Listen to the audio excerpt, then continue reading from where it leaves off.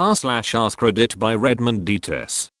What's something Gen Z does that older generations just don't get? I'm a college professor, and a bunch of my Gen Z students are friends or even roommates. But when they enter our seminar room, they don't greet or talk to each other at all, just sit down and stare at their phones until class starts. Then, once the structured part begins, they'll have a discussion. Call millennial cringe, but dress like how we did in the 90s and 2000s. I saw two girls walking down the sidewalk a while back. They looked like they covered themselves in glue and rolled around in my closet back in 1997. The same clothes, but worn like aliens in a human suit.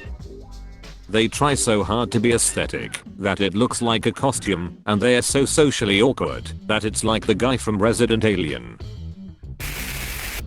Scroll TikTok at the movie theater. I noticed recently the messaging at movies to put phones and smartwatches away was really intense, like sirens wailing before visual and audio announcements. This seemed a bit over the top until I realized that it's so when they come and tell you, if we have to ask you to put the phone away again, you're out, which I counted them doing with 4 distinct people, 2 of whom were told to leave, that there was no way to claim you weren't told. You hate on millennials, but play our music in the clubs. The clubs they attend, but don't dance at. Yep, standing around the sensory overload factory sober, while literally listening to Move Bitch by Ludacris. Smartphone cameras, and being afraid they'll be posted to someone's social media probably. Generally speaking, communication skills are below par. I have almost got used to dead-eyed silence after asking a follow-up question trying to be nice. As a millennial with a lot of Gen Z co-workers, I don't get the memes.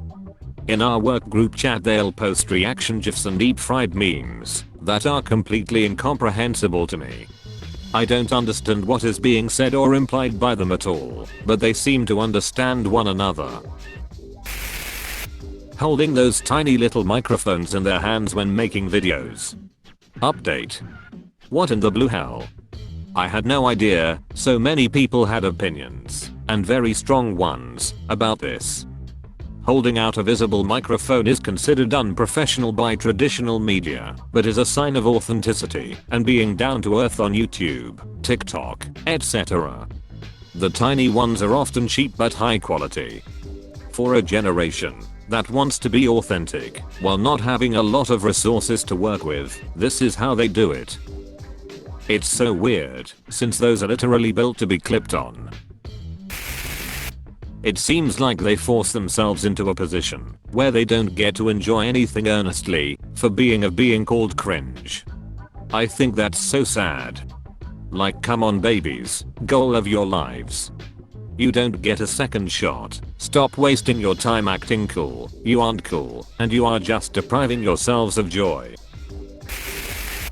Using crying emoji like a punctuation mark. Being weirdly puritanical while wearing hideous mullets and porn mustaches. As somebody who came of age in the 80s, I'm not thrilled that my least favorite looks from my childhood are coming back. I do find the millennial hate hilarious. They are doing so much of the same stuff we did. The problem is, they are still under the impression that once you hit 30, if you're still into the stuff you loved before, they think you're a cringe loser. They have no idea how fast age hits you. They'll be into the same stuff in their 30s as they were a teenager too. They'll be mocked relentlessly by Gen Alpha as well.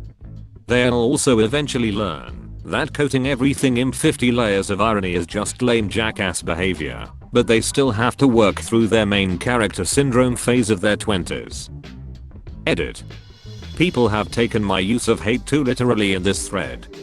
I don't mean genuine hate, I mean the stop being such a hater kinda of way. I think the only real generational animosity is between millennials and boomers. They are so restricted by social rules, it's better to do nothing than to do something lame. There's a strict code of conduct, a strict code of dress, and if anything is deemed cringe, they get shunned, which has resulted in their overall inaction. I think this is a reason for them drinking less, having less sex, the Gen Z stare, not caring about work, etc. So we've become Japan basically. Constantly track each other while in a relationship through cell phones. That's just insane to me and feels like tech-based borderline personality disorder. Very awkward social skills. When you try to be friendly or bubbly to them, they often look horrified or very confused. Edit. To clarify, I mean this in a very basic interaction scenario. For example, if you're ordering a coffee and just smiling or making a small friendly comment, it's often met with no response or a blank expression. I'm very introverted, so this is definitely not an over-the-top extrovert thing. They don't speak first, ever, even when they are taking your order, just stare. No replies. They would rather ignore your text. Hey, we still doing that thing today? If they know they are gonna flake, they just don't reply. And now I'm over here, having to wait on your response to replan my day. It's inconsiderate. Just communicate. I've been told by many Gen Z that it's social suicide to double text someone, or to be the last one to send a text. You always want the other person to text you last, so you can ignore them and feel cool. Complain about sex and swearing in adult media. I'm a mom of Gen Zs and love that generation for a variety of reasons.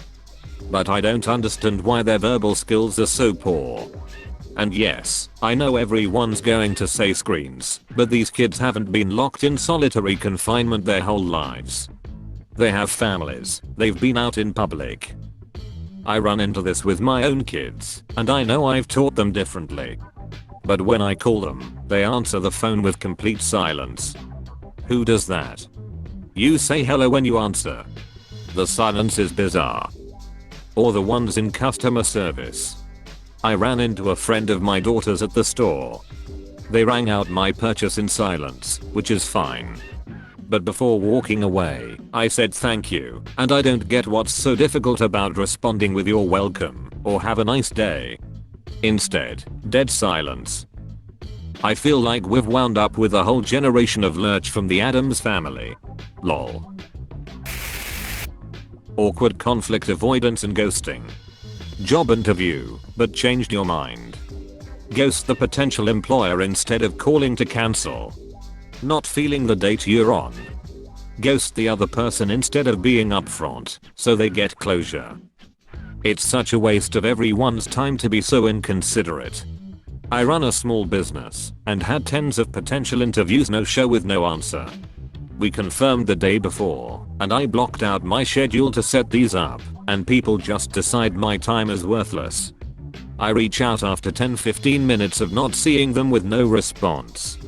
Maybe I'm old school, but I actually try to make my employees and future employees feel appreciated and valued.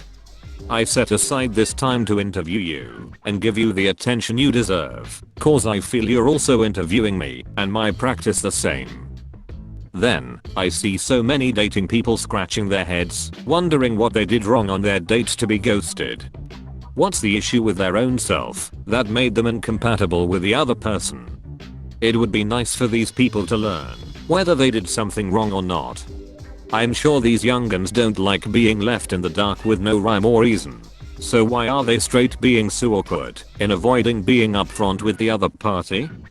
Why is ghosting such a normal way to deal with uncomfortable discussions?